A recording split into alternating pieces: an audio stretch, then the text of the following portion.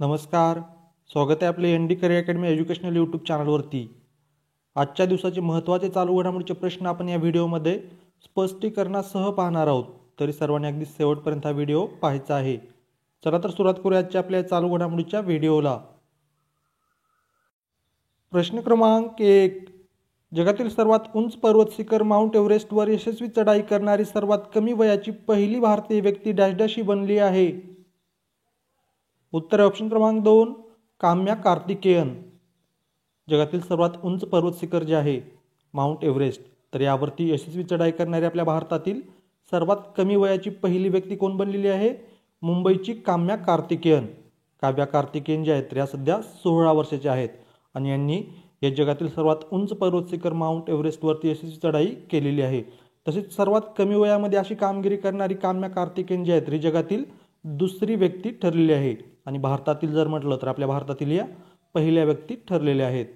आपण 2-3 दिवसापूर्वीच पाहिलेलं होतं बघा, माउंट एव्हरेस्ट शिखर सर करणारे जे आपल्या भारतातील सर्वात वयोवृद्ध व्यक्ती ठरलेल्या होत्या ज्योती आत्रे.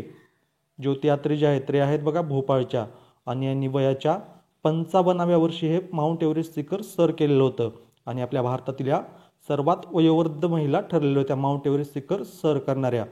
ज्योती आत्रे यांनी हा जो रेकॉर्ड आहे तर तो रेकॉर्ड तोडलेला होता संगीता बहल यांचा. संगीता बहल यांनी 2018मध्ये माउंट एव्हरेस्ट शिखर त्यांच्या वयाच्या 53व्या वर्षी सर केलेलं होतं. मात्र नुकतंच आता ज्योती आत्रे यांनी हे माउंट एव्हरेस्ट शिखर जे आहे तर ते वयाच्या 55व्या वर्षी सर केलेलं आहे.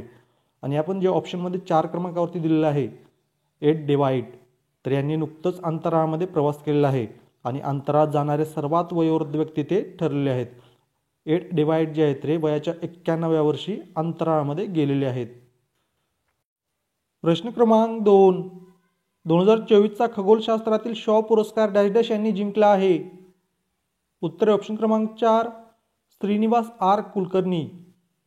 भारतीय वंशाचे कॅलटेक येथील प्राध्यापक श्रीनिवास आर कुलकर्णी यांनी नुकतंच 2024चा खगोलशास्त्रातील शॉ पुरस्कार जिंकलेला आहे.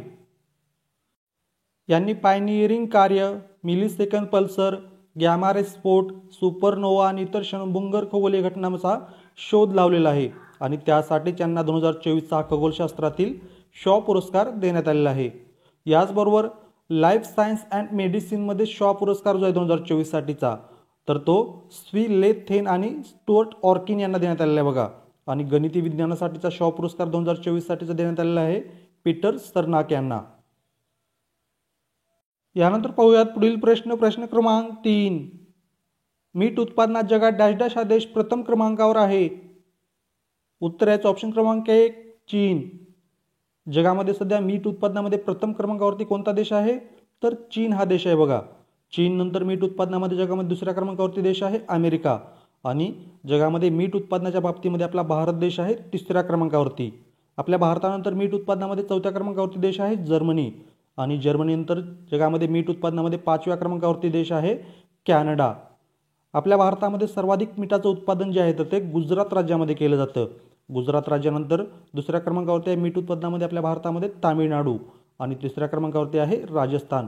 लक्षात आले ना, आपल्या भारतामध्ये मीठ उत्पादनामध्ये पहिल्या क्रमांकावरती राज्य आहे गुजरात, दुसऱ्या क्रमांकावरती आहे तामिळनाडू आणि 3ऱ्या क्रमांकावरती राज्य आहे राजस्थान.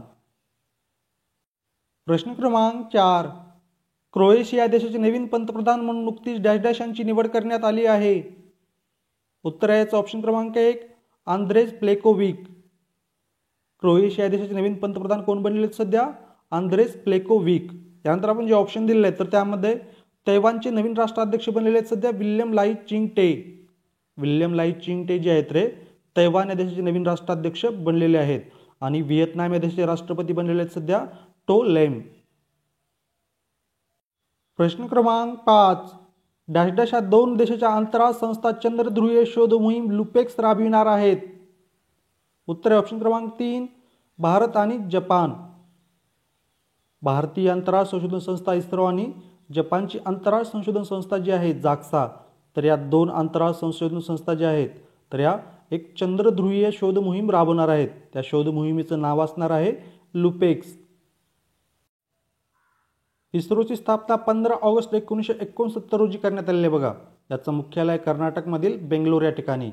इस्रोचं ब्रीदवाक्य आहे मानवी सेवेसाठी अंतराळ तंत्रज्ञान आणि इस्रोचे 10व्या क्रमांकाचे अध्यक्ष आहेत सध्या श्रीधर सोमनाथ.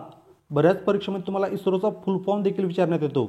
इस्रोचा फुल फॉर्म काय होतो? इंडियन स्पेस रिसर्च ऑर्गनायझेशन किंवा आपण मराठीमध्ये म्हणतो भारतीय अंतराळ संशोधन संस्था.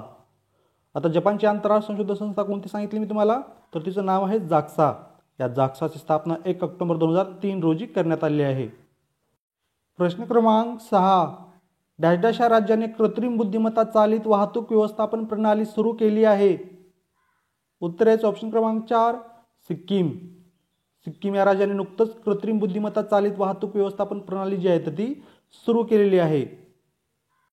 सिक्कीम राज्याची स्थापना 16 मे 1975 रोजी करण्यात आली आहे आणि सिक्कीम हे आपल्या सार्वभौम भारताचं 22व्या क्रमांकाचं राज्य बनलेलं होतं आणि यासाठी आपल्या भारतीय राज्यघटनेमध्ये 38व्या क्रमांकाची घटनादुरुस्ती करण्यात आली होती बघा. हे 38वे घटनादुरुस्ती विधेयक जे आहे तर ते लोकसभेमध्ये 1975 साली आपल्या महाराष्ट्राचे पहिल्या क्रमांकाचे मुख्यमंत्री जे होते यशवंतराव चव्हाण यांनी मांडलेलं होतं आणि ते लोकसभेमध्ये 299 मतांनी मंजूर देखील करण्यात आलेलं होतं आणि म्हणूनच सिक्कीम हे आपल्या भारताचं राज्य बनलेलं आहे. कितव्या क्रमांकाचं? 22व्या क्रमांकाचं. सिक्कीम राज्याचे मुख्यमंत्री आहेत सध्या प्रेमसिंग तमांग आणि राज्यपाल आहेत गंगा प्रसाद. सिक्कीम राज्याची राजभाषा आहे नेपाळी. सिक्कीम राज्यामध्ये एकूण जिल्हे आहेत 4. सिक्कीम राज्याच्या विधानसभेची सदस्यसंख्या आहे 32. सिक्कीम राज्यामध्ये लोकसभा मतदारसंघ आहे 1 आणि राज्यसभेची सीट आहे 1. सिक्कीम राज्याची सीमा जी आहे तर ती 3 देशाला लागून आहे बघा. कोणत्या 3 देशाला? तर सिक्कीम राज्याची सीमा ही नेपाळ, तिबेट आणि भूतान या 3 देशाला लागून आहे. त्याचबरोबर आपल्या भारतातील पश्चिम बंगाल या राज्याला लागून आहे. प्रश्न क्रमांक 7.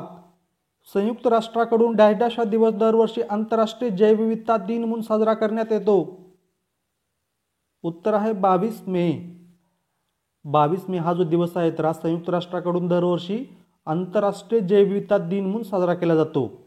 2024ला आपण जो आंतरराष्ट्रीय जैवविविधता दिन साजरा केला आहे तर त्या दिवसाची थीम होती बी पार्ट ऑफ द प्लॅन, म्हणजे योजनेचा भाग व्हा.